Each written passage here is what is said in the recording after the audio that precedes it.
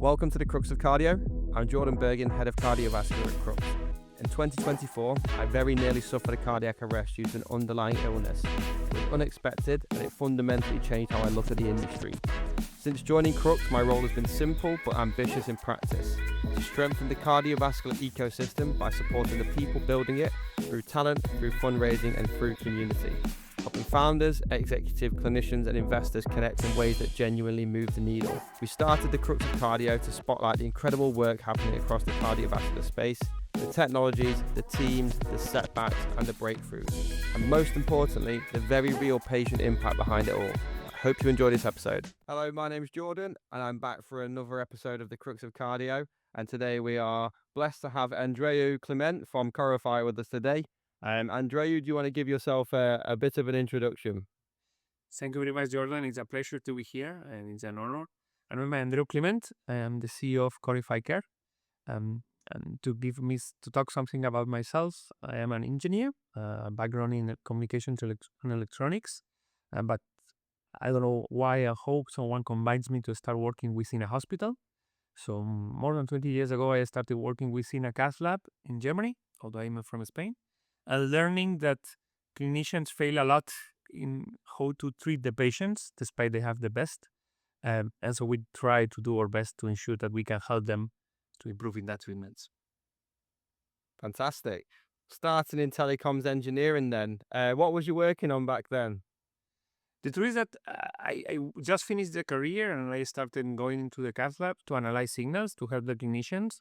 And it's true that if you are in a cath lab, in a cardiac electrophysiology room where clinicians are trying to cure arrhythmias, you realize that there are more engineers than clinicians because there is many different devices. There are the catheters, there are the mapping systems to try to find where the catheter is inside of the heart, and there is a lot of signal processing. And basically that kind of signal processing is really similar to what we do in communications. It's trying to see from electrodes or from satellites what's going on within of the heart.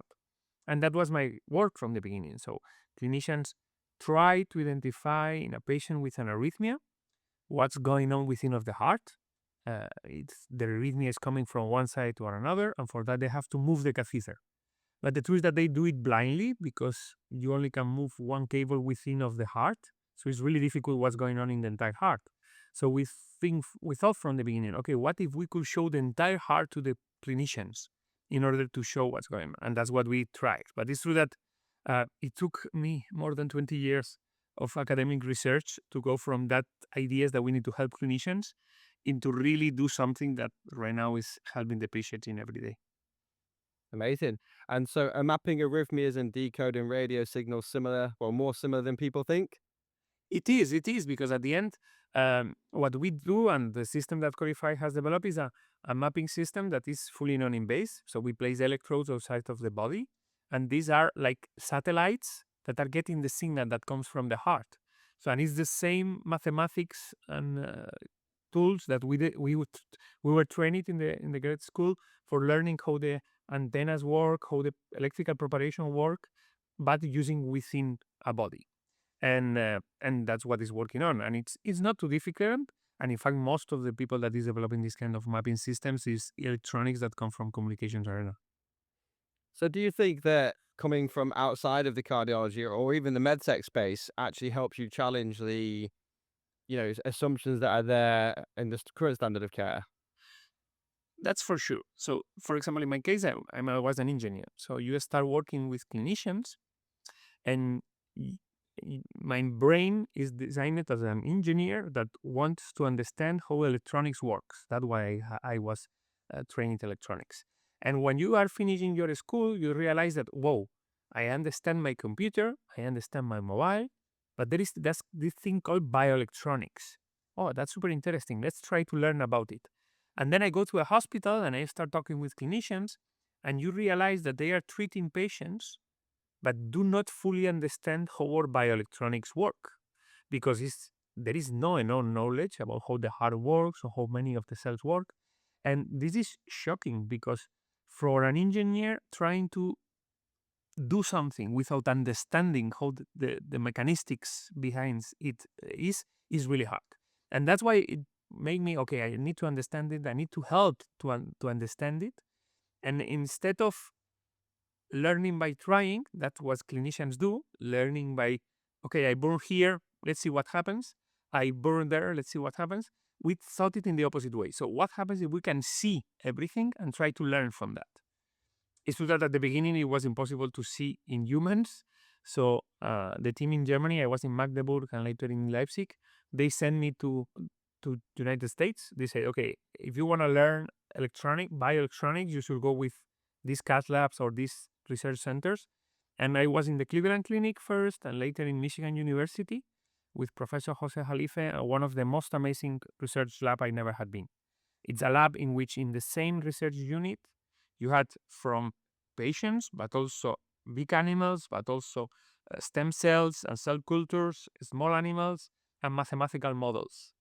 And having all that research environment together was key for us to, okay, this is something that we need to understand how the heart works. And then once we understand how the heart works, develop the technology to really see how it is going on or how this information can help the clinician to identify where to make the ablation, where to burn to stop the arrhythmia.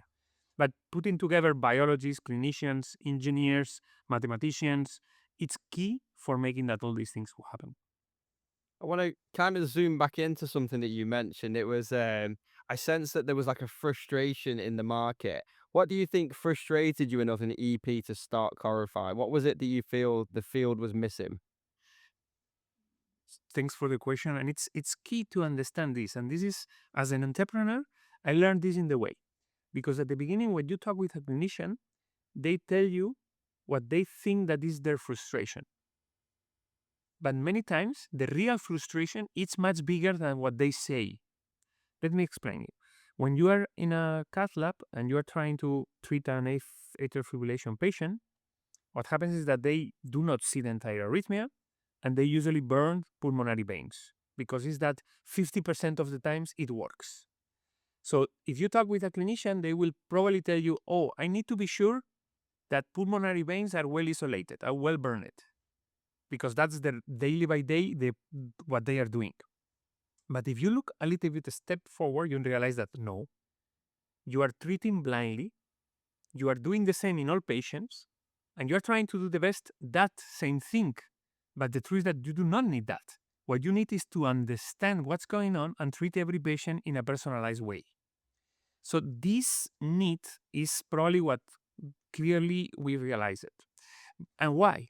Because notice a clinician that combines a patient to go to the cath lab and have cables into the heart and burn a piece of the heart.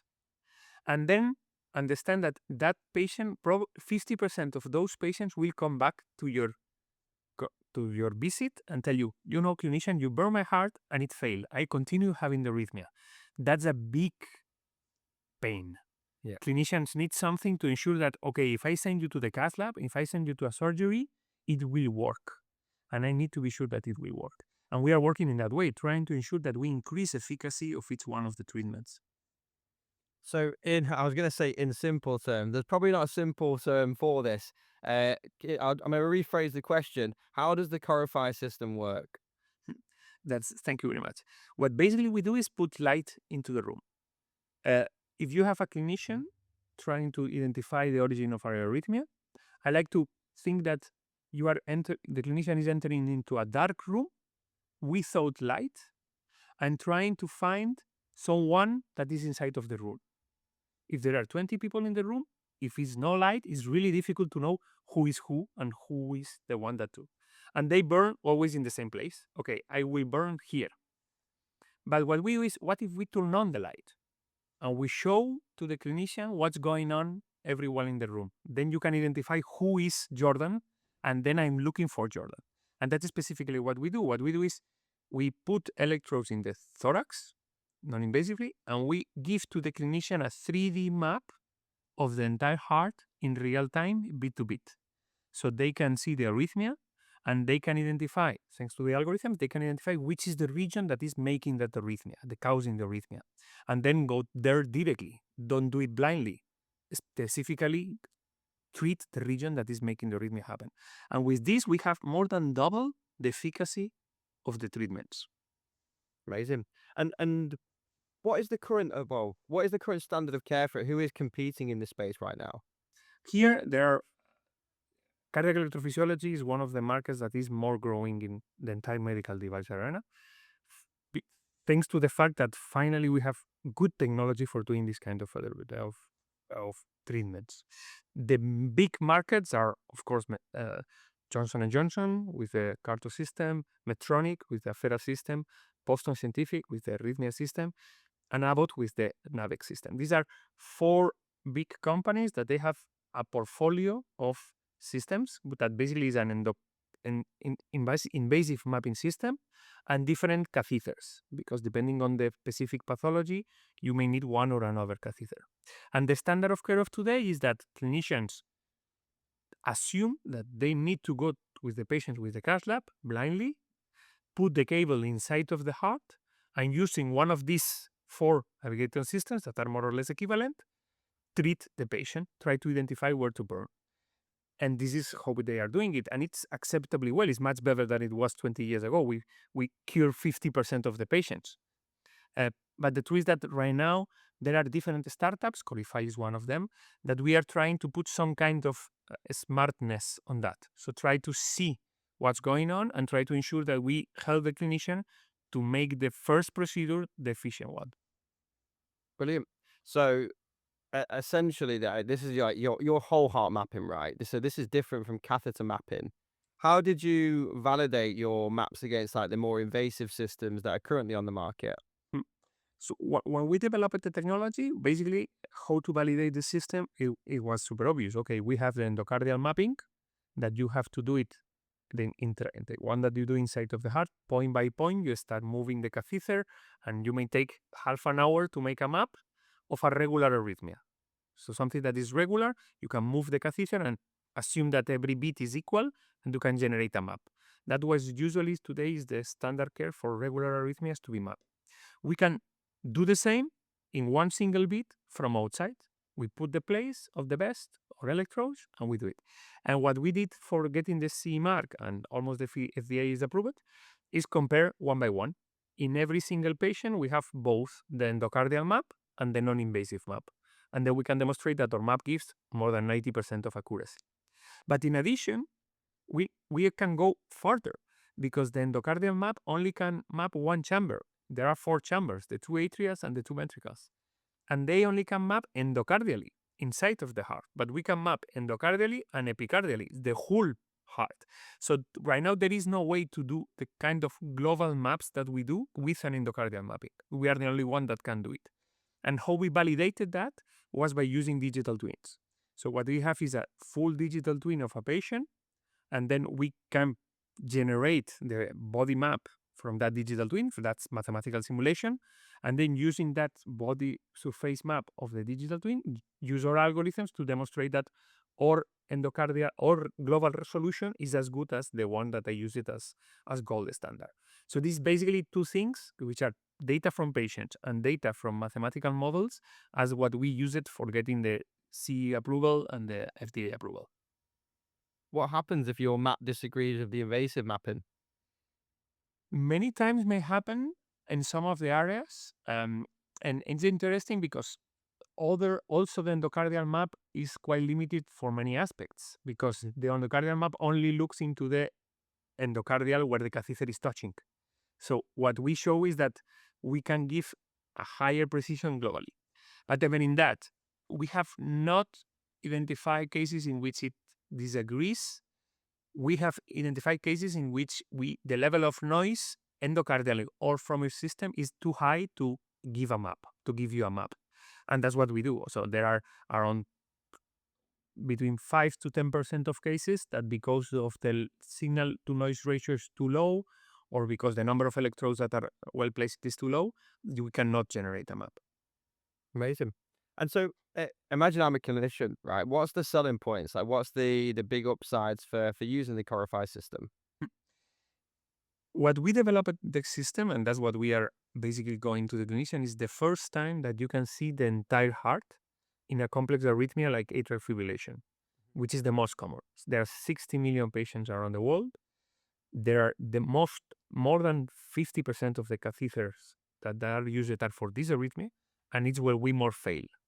Our data demonstrates that if you guide this procedure with our system, the efficacy increases from 50-60% to more than 80, almost 90%. So this is clear. You are doubling almost the number of patients that you are curing.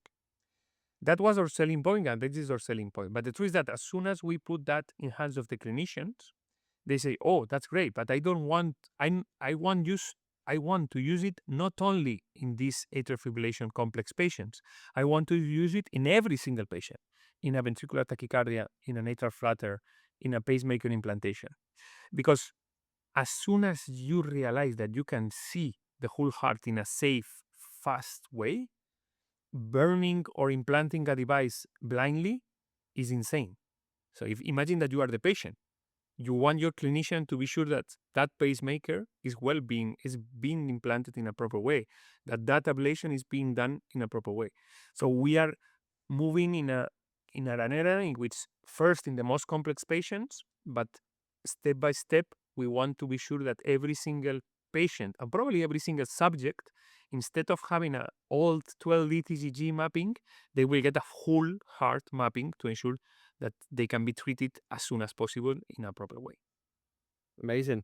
So the 50% that you mentioned there, is that the 50% is a first pass rate? So first, they don't have to go back in and do the procedure again.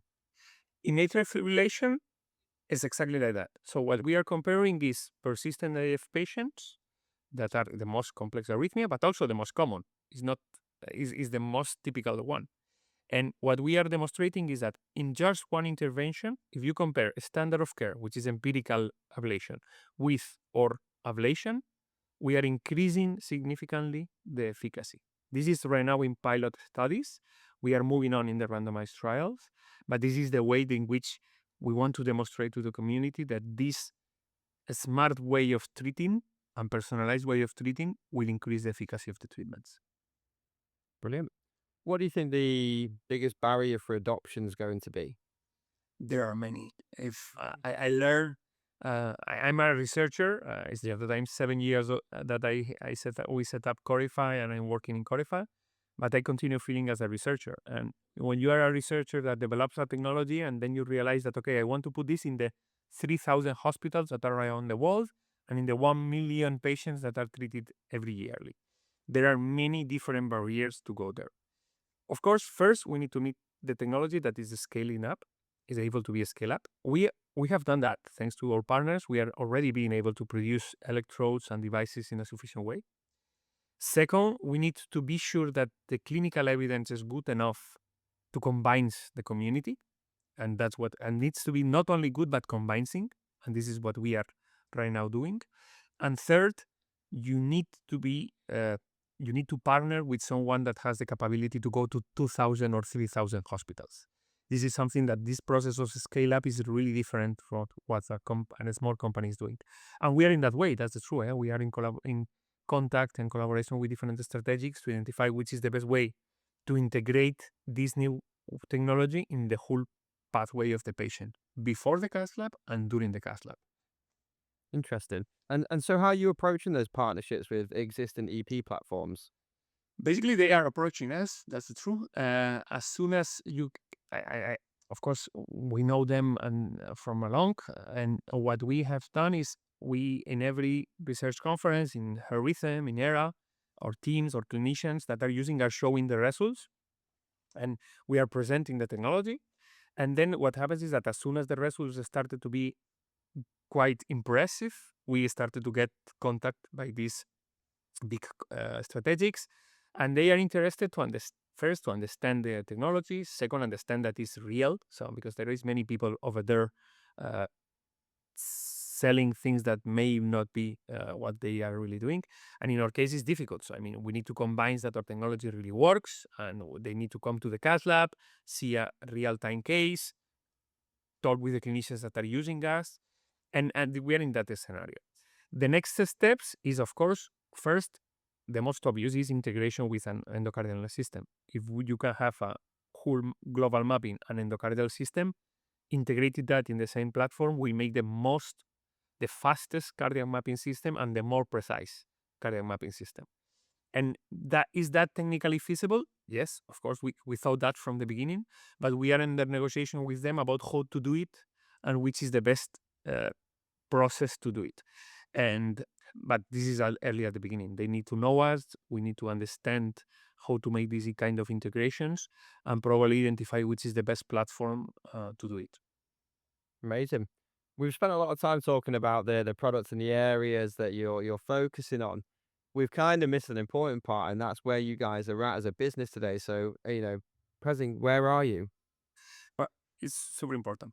The truth is that we started in 2019, basically because at that time we had a patent. I was working in Madrid, in one of the largest hospitals in Spain, which is Hospital Gregorio Marañón, and we developed there the patent and the original technology.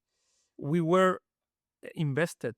The truth is that we were accepted by an acceleration process, which is Caixa Impulse, from one of the largest investment banks in Spain, and they train us how to make a company. Basically, it's a super interesting program in which they take 20 researchers per year and then they make an MBA, mini MBA, in which they train you how to do it. And then we started in 2019. We get the first investment. It was a small investment, but allowed us to set up the company and grow. And from there, we make a seed series in 2022, and that allowed us to develop the product and move it into get the CE mark. We get the CE mark last year, and right now we already have treated more than 1,500 patients. We submitted all the documentation for the FDA. We already get the answer back, and they were quite positive. So this is a matter of hopefully not too much weeks, months to get it approved. That's a primary. And then we are moving into, okay, we are doing the clinical trials. We are really having the regulatory approvals. It's moment to demonstrate that the market accepts this novel technology, needs this novel technology, and pays for this novel technology. And so in latest 2025 and now this 2026, we have started of limit market release in parallel to the clinical randomized trials. And the truth is that is getting quite well accepted. We are starting to have the first clinical clients, obviously first in Spain, but also in Portugal. And we are starting now in Germany and United States, preparing it. And our plan is doing that. We want to demonstrate that in the main markets, clinicians are able to pay, and that our clinical data is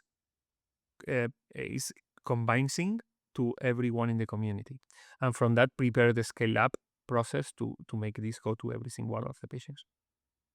Scale up process smells like fundraising to me. Are you at a stage where you're raising funds right now? I'm in a startup, so probably I don't know any other startup that is not all the time fundraising. And it's true that we are in a good situation right now because we have funds at least for the next year, which for a startup is quite good. But we want to be sure that we scale up sufficiently fast. And that means that we want to first ensure that we can do the randomized trial in main key centers around the world. We are working with Mayo Clinic, we are working with Charité, and they will be the leader centers of the randomized trial, but we want to be sure that we do it at least in 10 centers around Europe and United States, and that requires money. And we want also to be sure that we can scale up the sales sufficiently fast. And in health, scaling up the sales means that you have the cash to do the things before taking the sales. So we are raising funds right now, and the twist that is we are in a situation in which when you are super early in your career as company, VCs understand that it's interesting, but too early. And now that regulatory risk is out, now that clinical risk is it's out, now that some clinicians are starting to pay, I think that the VCs are being much more interested in us, and it looks like it will not be too difficult to close. Hopefully. Amazing. And how is that? So those points you mentioned there, you're absolutely right. Without them, being a VC probably is harder to show interest, right? You've now got quite a lot of data. You've got some clinical proof. You're showing this product works. How much, I won't say easier, how much more efficient is fundraising now compared to the times when you didn't have that data and it was a little bit earlier? It's different, and that's my feeling. And also the kind of VCs that you interact are different. I mean, right now I'm talking with largest VCs, larger tickets, much more detail I mean, right now the company is already 7 years old, so already a lot of contracts can be signed, a lot of histories of due diligence are much more difficult probably now that it was when we were just burned.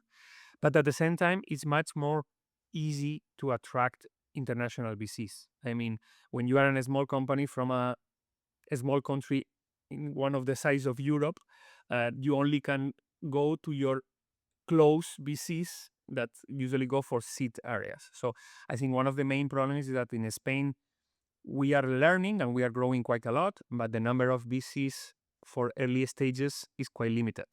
And it doesn't make sense that I go to San Diego for asking for 1 million or 2 million euros. So this probably is the most difficult thing, that you need to combine some early VCs that are around you.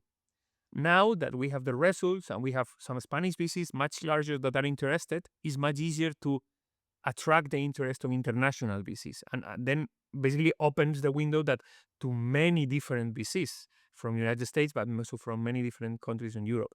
So right now, getting the interest from the VCs is being much easier, and many VCs are asking us, okay, I want to see the data room, I want to go into these meetings. But probably later, what also is more difficult is that right now contracts are more complex and there is a lot of work to be done to be sure that you do not make a wrong decision in who is your perfect VC. I'm interrupting this episode to bring you a word from our sponsors, TTP. TTP is a leader in complex medical technology development with deep scientific and engineering expertise. They support ambitious medtech companies in solving high-risk, high-complexity challenges where there's no margin for error. Whether you're tackling uncharted technical territory or racing to bring a product to market, TTP provide clarity and direction. By de-risking innovation and ensuring seamless alignment with regulatory and manufacturing demands, TTP help you move forward with speed and confidence. To find out more, check out the show notes. Absolutely. I've seen a few horror stories recently. I won't mention them on here. I don't want to start throwing people under the bus. How are you feeling about launching into the US market? I feel that's like a huge jump, right? It's like a whole new business. It is, and it's probably always has been difficult, but right now it's not easier. Let's call it in this way. Now, even getting a visa is difficult to go to States, so it's not it's a challenge. But my experience told me that whatever you want to do something difficult, the best is try to learn from people that already have done it. So I used to try to talk with many CEOs and people that has launched markets in the States and learn from their experience, from the good experience, but also mainly you learn from the bad experience in order to try to actually let's skip that ball that bush. And so in our case, what we have done is we have identified a team that is helping us that has a lot of experience in the AP market with mapping systems, and is the one that is allowing us to design and grow in this arena. We will see how it works, and is the main challenge. But it looks like it will work quite good. The truth is that the interest that we are receiving is quite high, and many clinicians are asking us. But at the same time, is a new reimbursement process for us and a new uh, culture in many aspects from a health system point of view. So we are getting advice and learning from that. We will see how it goes. Amazing. One of the biggest things when it comes to US commercial launch is, what do you provide hospitals in an economic fashion? What do you think are the biggest economic argument upsides you bring? There, there are different economic arguments from them. One is super clear. If you are able to treat better and faster, the number of patients that you can do is higher. Even one of the reasons why we are in Mayo Clinic is because one Mayo Clinic wants to be the best.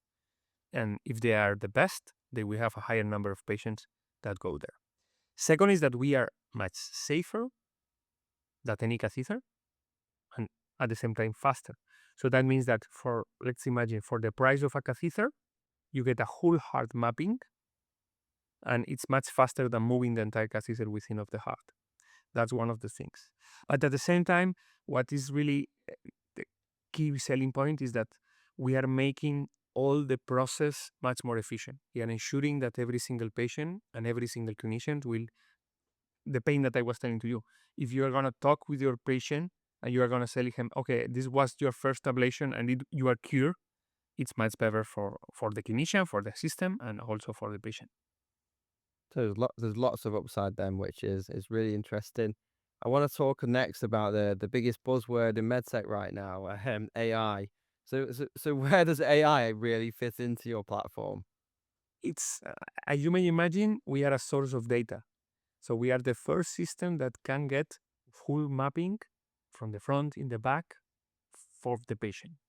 It's true that mainly for a regulatory reason, first versions are classical. Let's say don't use too much AI. Because it's easier from a regulatory point of view to say, okay, this is my mathematics, this is how the algorithms works. I compare this with the endocardial mapping and then how it works. But right now, and this is official from this week, our agreement with Mayo Clinic is for a project that is called AI for AF. We are the source of data to identify what's going on in AF and atrial fibrillation, and the source of data to ensure that we guide properly the system. We are developing many different things that we come to the Corify technology in the next months. And AI is going to play a super important role, not only in the mapping, but also in the treating and in the diagnostic of the patients. So we need data, and we are the source of data for training all those algorithms and for ensuring that it works properly. I wasn't aware of that partnership. How did that come about? You mean with Corify and Mayo Clinic? Yeah. In fact, it's one of the interesting things because we were developing the technology in Spain, trying to think, okay, how we will go to the States. It's true that we were researchers. I was in Michigan. My co-workers, my co-founders worked in Chicago. So we know some of the clinicians. We were designing who was the optimal clinician to start working with. One of the things that happens is that we invited Dr. Paul Friedman, who is the head of cardiology in the Mayo Clinic in Rochester, to Madrid for a conference. And by chance, there was the opportunity to him to come to the cath lab and see how the performance was doing in there. And he showed our system working on it. It was 2 years ago, more or less. And he saw how fast the system and how global the maps were. And he saw, okay, we need this and we want this. And thanks to Paul, that he has been helping us and pushing a lot, because the whole bureaucracy of doing things with the States and with the Mayo is not easy. He has helping a lot. Move it on.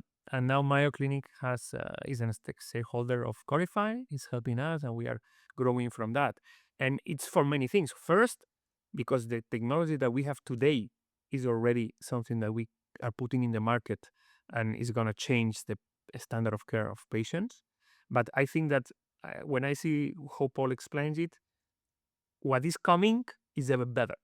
So let's imagine that in 5 years from now, probably the whole mapping system will be new. We are going to make global maps super fast. The AI is going to help us to tell you a patient, you do the map, and you saw, okay, this is a patient that may have an arrhythmia in 10 years from now. We should start with antifibrotic drugs today to avoid these ablations. And in parallel of that, one of the other things that we are doing in the Mayo Clinic is that, okay, we do not want to make ablations with the catheters. So the systems, thanks to ultrasounds, thanks to the radio ablation, thanks to different technologies, we move on into a fully non-invasive treatments. And having a global non-invasive mapping will be key on that. So I think that for the short term, improving the catheter treatments is key, and we are already doing it. But in the long term, having all that data on the AI and these new treatment strategies will be key, and we try to help play a role on that. And trying to do it with the best, let's call it with the Mayo Clinic, is our goal. And I think that we are super happy with this collaboration. You said something really interesting there. I want to go back to it. Do you believe then that the future of mapping could become predictive rather than just diagnostic then? We are starting to have some data on that.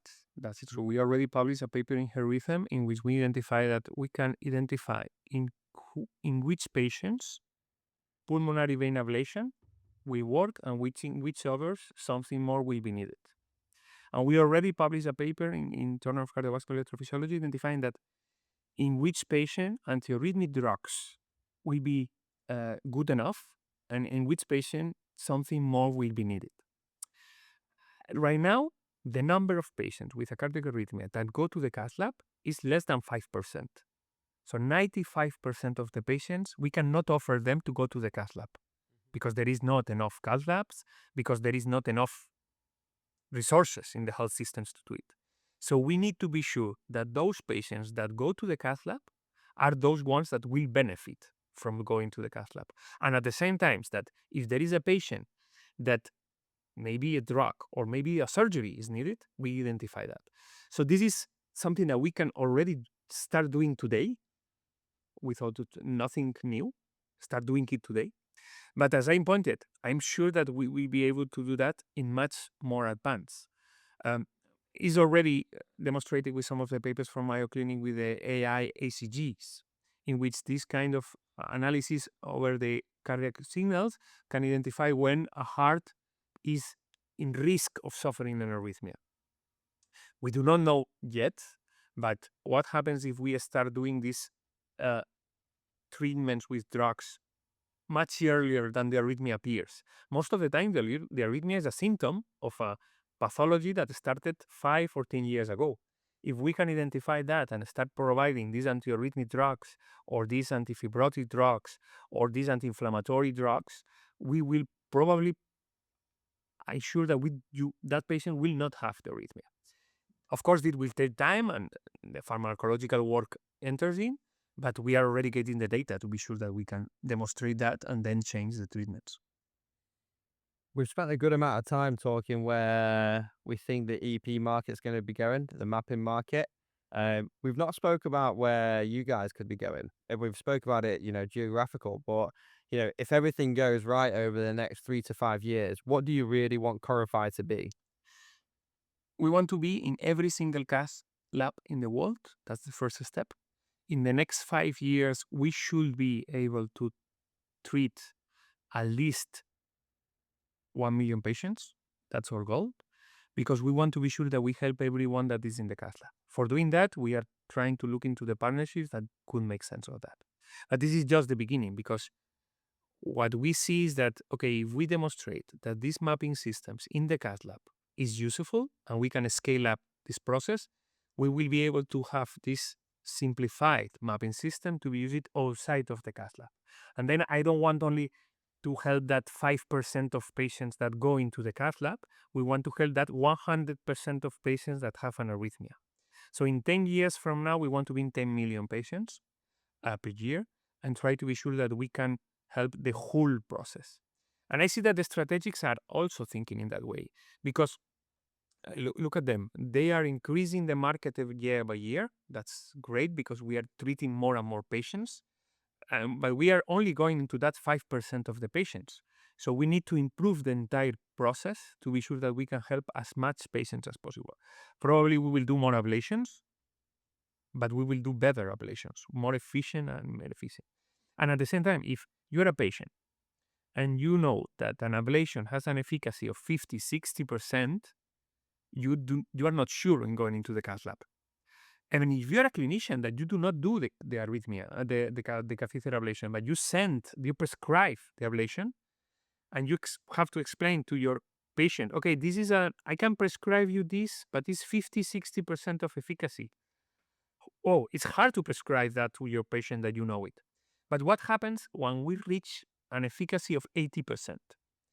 It's much easier for a regular cardiologist to prescribe a treatment if that treatment has an efficacy of 80, 85%. So our goal is to demonstrate in a randomized trial that 85% efficacy can be reached, because that will change the whole market, because that will make ablation a first-line treatment, and we will increase a lot the number of centers that can do it, and obviously make it as fast as possible and as safe as possible. And we will try to help on that, for sure. I love the mission statement of being in every cath lab worldwide. You mentioned getting out of that as well, though, into other areas. What are the other areas that you think you would like to explore getting into? The truth is that it already happens to us that we will develop a technology for atrial fibrillation. That probably is the most difficult one to map.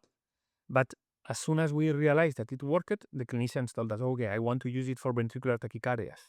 The number of patients is lower, but it's much more dramatic. It's people that is dying because of the arrhythmia. And we are already working on that. We are already having one of the papers in Nature Communications in medicine a couple of weeks ago was focusing ventricular tachycardias. But this is to some extent the logical area of cardiac mapping. But what we have realized that is quite new is that pacemaker implantation. Right now, it's huge hype in physiological pacing, which is a new way of implanting the pacemakers for resynchronization therapies. But a pacemaker is something that needs to be implanted in 15 minutes, 20 minutes, because there are many patients that need it. So you do not have neither the time, neither the resources to make an endocardial map. No one, maybe some centers, but no one really makes an endocardial map for implanting a pacemaker. But at the same time, 30%, 3 on 10 of the pacemakers that we implant for the synchronization failed. The patient do not improve because of that, thanks to that pacemaker. Why? There are many reasons, but we have data that demonstrates that many times it's because that pacemaker is not placed in the right position, or the programming of that pacemaker is not the right one from that patient. If you put a vest that has 5 minutes, you put the electrodes, and then you do the implantation with the vest, with the whole mapping, you are really ensuring that you are improving that mapping. And that's specifically what we are doing. We show in a couple of months in her rhythm meeting and their meeting or last results in which we can demonstrate that we identify those patients that can be improved and improve them. I think it is a super big environment, the pacemaker implantation, but it's a way to go into increasing the number of patients that can be mapped. And from that, we will learn in the way. I think that we want to be sure that every time that the patients go into a cardiology unit, they get a good map. And then it's infarct detections. Even today, there are many patients that go to an emergency room with pain, and it's difficult for the clinician to be sure if it's an infarct or not. We want to be able to have a super fast technology that maps the patient and tells to the clinician how to do it. And then any emergency room in the world to have a mapping tool to, okay, this is what is happening. And these are different options. Is to that the technology, in fact, can go further and further, because at the end is a non-invasive mapping of electrical activity. So there are people calling us for using this kind of technology in other organs, but this is a little bit properly out of the scope of our golden Corify.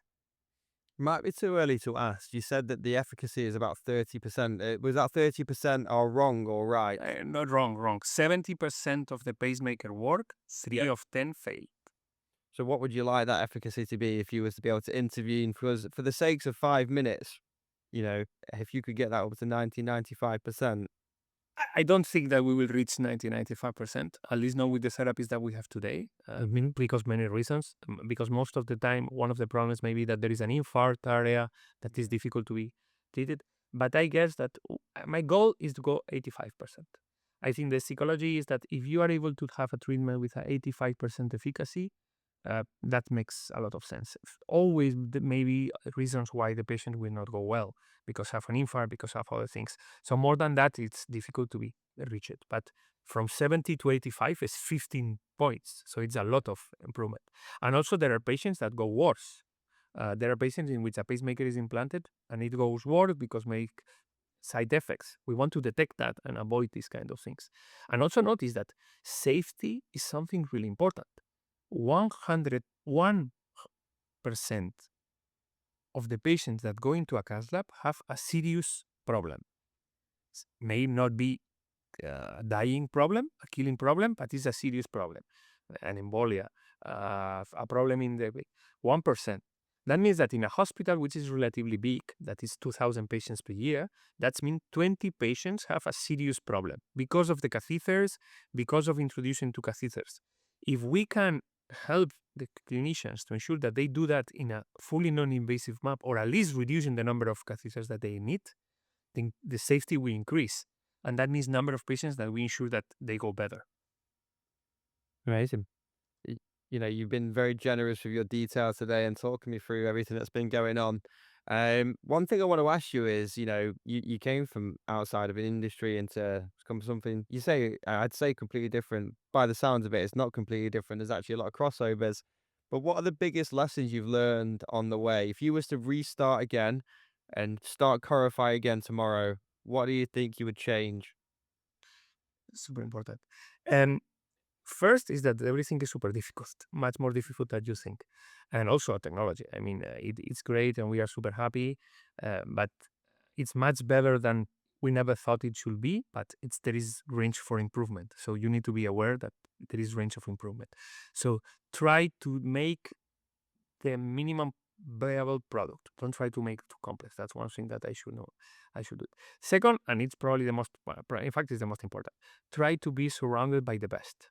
The team of Corify is amazing, and that's what is making this possible. I have or the whole team that is working with Corify, the engineers, the clinicians, all the people from the administrative is feeling this, is beating with the Corify, and that makes possible doing it. And that's difficult because sometimes it means that you need to spend time looking for the best people and ensuring that you are working with the best. But my feeling is that if you work with the best and you invest in knowledge and science, the rest will happen. And patient, I think I like a lot the book, which is Grit, Patience and Perseverance. I think that's the key of success. Amazing. You it's like you've been watching some of the episodes, because some of those answers were exactly what others people said. David Israeli said the same. He said one of the biggest things for him is to hire people smarter than him. He said, you know, if you can hire people smarter than you won't go you won't fall off the tracks too far. And again, one of the other guests spoke about over engineering things and over complicating it. Hardware is hard, right? It's difficult. And, you know, I think that's the reason why companies like Karma have struggled over the years, because they are making such an amazing, perfect device. You know, the iterations they've had to go through and the changes is put them in some pretty sticky situations, to be quite honest. It's complex. And I have a lot of not fights, but discussions inside of the company. I was burned, let's call it, in a cath lab. I mean, I was there understanding the pains of a clinician. And for the first, I always said, oh, no, let's go to the cath lab. So we try to do our ideas within a cath lab. Test the device every single, so we are doing right now cases every single day, but from the day one, we were working in the cath lab and trying to have the feedback from the clinician of day one, which is the same, because engineers, we love features and we love to feel safe.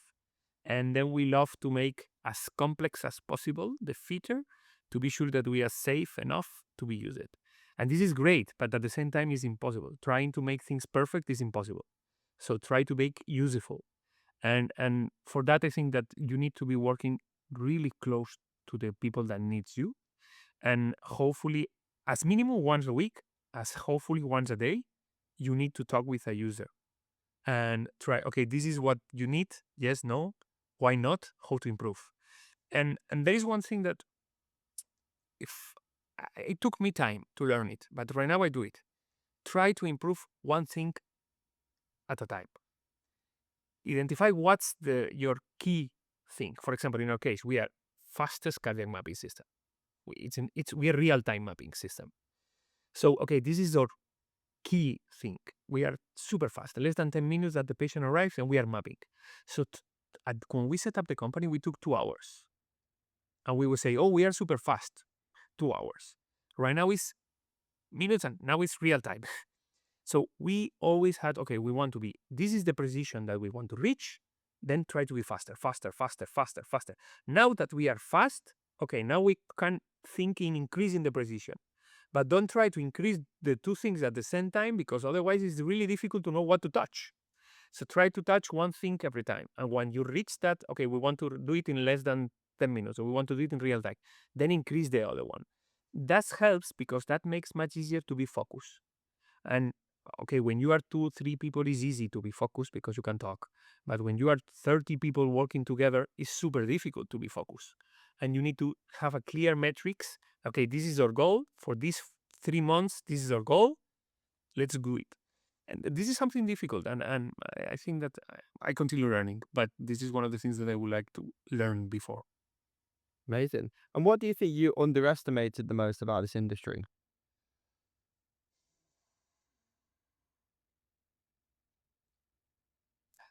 It's a difficult thing. What I underestimated, it's how people think that they understand what they do not understand.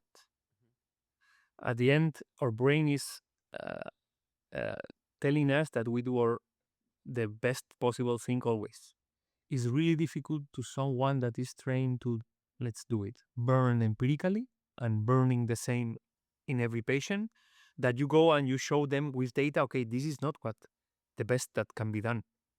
But they have learning that. So it's really difficult to change this kind of mind. And this is something. And because I see it, I mean, I like a lot, is imagine that you have a pain in one of the parts of your body. And then the clinician say, okay, you know what? I will cut your 2 legs and your 4 pieces because you have a pain in one of them. Well, it's crazy, but we are doing that in the atria. We are burning the 4 veins and we are burning some lines because statistically this may work more than doing it. And it's true, but if you can do it right, why having to burn in all the same patients the same? So this is something that I thought it would be easier to convince the people. But as always, changing is something that requires time. And we are doing it, but it requires more time than we expected. Amazing. I want to finish with an inspiring question, really. I've spoken with so many people that have been from outside of industry, some really, really great innovators. You also came from outside the industry. What advice would you give to people that aren't in medtech, that want to go into medtech? Try to meet people that has done it and talk with them. I think I'm super happy to tell you that I openly asked Doro Harleth, who was the CEO of Afera and the CEO of Rhythmia, can we talk and learn from your experience? I talk with Latanter, I talk with Shlomo Spoon, so trying to identify those people that have done it and talk with them, explain them your idea. Don't worry, they will take it. They have many good ideas, probably much better than yours. The good thing that can happen is that they take it seriously and they advise you. So I try to do it as much as possible. Try to go to the conference, try to go close to that people that has done it and talk to them because there are many things to learn. And second, read a lot. There are many different books for many different things, managing people, managing companies, that is needed to read. I was an academic. I learned a little bit about how atrial fibrillation works, but I was not trained about how to manage a team of 50 people. I was not trained how to manage economy. So there are many different things that you need to learn every single day, and there are ways to learn it. So try to talk with a lot of people and try to learn every single day because there's many things to be learned. Amazing. What a way to finish the podcast. I know we're coming up to the end of the time and you've got a lot to be doing. So I just wanted to thank you for your time today, Andrea. It's been absolutely great to find out a little bit more about Corify, or well, a lot about Corify and what you guys have been doing. I wish you all the best with your plans. It sounds like you've got an exciting few years ahead. And yeah, thank you for coming on the show.